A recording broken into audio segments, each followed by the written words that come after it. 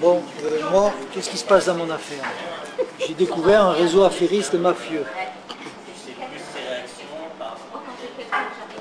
Quand j'ai commencé à dénoncer ce qui se passait, j'ai eu droit à toutes les rétorsions.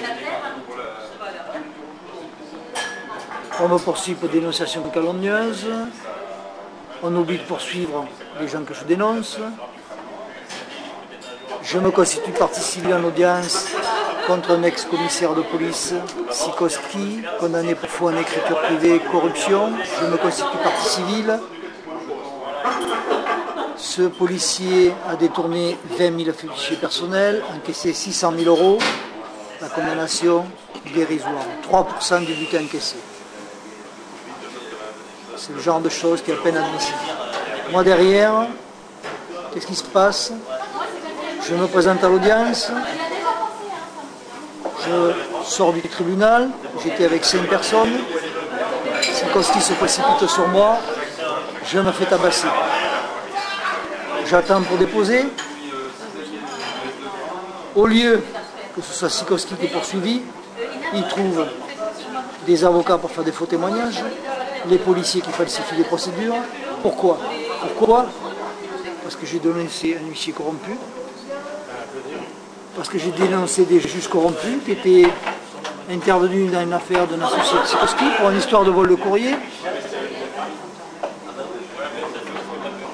Et j'ai dénoncé Sikoski et ses associés. Il y avait un faux certificat médical du docteur. Tout a été dénoncé, mais personne ne va enquêter. Dans cette affaire, il y a aussi des politiques. Les avocats ont refusé de communiquer les pièces. Il y a des avocats qui m'ont attaqué pour mes dénonciations sur Internet. Ils m'ont attaqué, ils ont été déboutés par le juge. Donc aujourd'hui, on règle les comptes. Et on a voulu régler les comptes avec des faux témoignages, avec des magistrats qui n'appréciaient pas mes dénonciations. Donc Sikoski, un truand, qui encaisse 600 000 € en revendant les fichiers personnels de Monsieur Tout-le-Monde, il a l'appui de toute la magistrature. C'est un scandale. En plus, dans mon affaire, j'ai eu droit au faux d'un huissier véreux. J'apporte les preuves au juge que l'huissier a fait un faux et on me condamne à 6 mois avec sursis pour ça. Pour ça, un juge est passible de 30 ans de tôle. Et je le rappelle. Et ils n'aiment pas. Dans l'affaire, il y a un notaire escroc. On me poursuit. Le notaire fait le sourd. Pourtant, il est dénoncé sur le net. Le problème là-dedans, c'est que quand vous commencez à toucher à un d'entre eux, tout le monde s'entraide, et en cascade. Vous savez, dans l'affaire Outreau, on a dit il y a le juge Burgot, ils ont pris un jeune lampiste. En fait, il y a une soixantaine de magistrats qui sont intervenus derrière. Personne n'a rien fait, tout a été enterré, et aujourd'hui on n'en parle plus. Le juge a été déplacé discrètement, il a eu une promotion, et il y a eu des morts. Alors aujourd'hui, je me suis défendu, j'ai dénoncé tout ça. Il y avait des tas de témoins qui sont venus, il y avait des tas de personnes qui étaient là pour voir aussi comment je me défendais. Il ne faut pas avoir peur de leur dire leur vérité à ces magistrats. Les magistrats qui dérapent, ils doivent aller en tôle. Les magistrats qui dérapent, c'est pas la promotion ou la fin de carrière mise à la retraite d'office. Ils attendent que ça. De toute façon, aujourd'hui, qu'est-ce qui se passe? Il y a des articles du code pénal, entrave à la manifestation de la vérité, abus de pouvoir de personnes dépositaires de l'autorité. Tout ça, il n'y a rien qui est appliqué. Aujourd'hui, quand on veut agir et qu'on est lésé en justice, il suffit qu'il y ait un notable en face, que ce soit un notaire, un huissier, un commissaire, un autre juge. Le réseau fonctionne, il n'y a rien à faire. Il y a des gens qui bataillent depuis 20 ans et même 40 ans. Et j'en connais, et il y a du monde. Et de plus en plus, je publie sur le net. Donc aujourd'hui, le procureur a demandé une condamnation renouvelée, celle de première instance. C'est-à-dire que si elle est confirmée par le juge, je vais en tôle pour 2 mois. Définitif. Parce que j'ai déjà 6 mois avec sursis, soi-disant pour dénonciation calomnieuse d'un huissier corrompu. Alors qu'ils ont entre les mains toutes les preuves que cet huissier est bien corrompu, puisqu'il a fait un faux.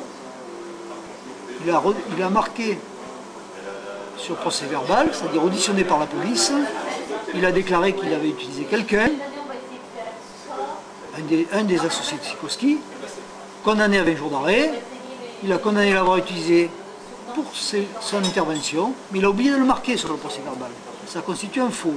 Les juges avaient les preuves de ce que je dénonçais. Malgré ça, ils m'ont collé 6 mois avec sursis. Ils se sont dit, il faut le faire taire. Ils se trompent.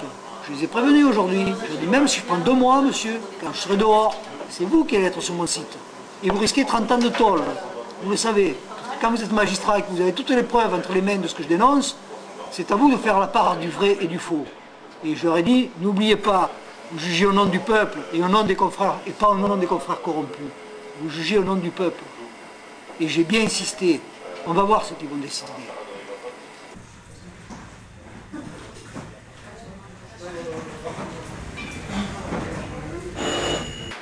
Aujourd'hui, coïncidence, il y a une grosse affaire à Grenoble de racket. Ce racket était organisé, il y a des avocats dedans, et des assureurs. En fait, ils réclamaient jusqu'à 500 000 € à des commerçants, à des entreprises, pour que leur sécurité soit assurée. Aujourd'hui, Grenoble, pourquoi il y a des gens qui font ça? C'est des gens qui se sentent en toute impunité. Un avocat qui fait ça, quand on voit l'historique des avocats condamnés à Grenoble, quand on voit comment ils sont protégés par les magistrats, quand il y a eu l'affaire Carignon à Grenoble, tout le monde sait ce qu'est l'affaire Carignon. Mais Carignon, il a eu quoi? C'est dérisoire par rapport à ce qu'il a fait dans cette ville. Et donc aujourd'hui, tout le monde se sent à l'abri. On peut faire les pires escroqueries. On se dit derrière, on connaît les pierres, on connaît un magistrat, on connaît trucs. Bon. Donc on continue. Pourquoi pas eux? Ils ont raison. Tous les notables échappent aux poursuites à Grenoble. Dans mon affaire, il faut savoir aussi que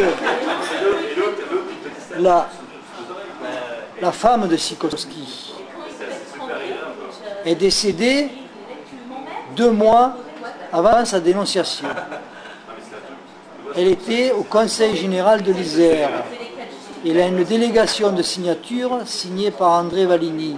Elle était à la direction juridique des marchés et du patrimoine. Sikowski avait des sociétés de services aux collectivités locales. C'est-à-dire qu'il était très bien informé de tout ce qui pouvait se passer au Conseil général de l'Isère. Cette dame qui est morte par suicide 2 mois avant la dénonciation de Sikowski, c'est très suspect. C'est très très suspect. Sikowski a été arrêté. En première instance, il a pris 2 ans ferme. En appel, quand il n'y avait plus de presse, il a pris 4 mois ferme, mais il les avait déjà fait en préventive, et pas grâce à Grenoble, grâce à l'intervention de l'IGPN de Lyon. L'amende qu'il a eue, 3% du butin encaissé. 600 000 € encaissés, on l'a laissé organiser son insolvabilité. Pendant qu'il était en tôle, il écrivait à un huissier langlois d'organiser son insolvabilité. Le dossier était dans le juge, la pièce était dans le dossier du juge d'instruction.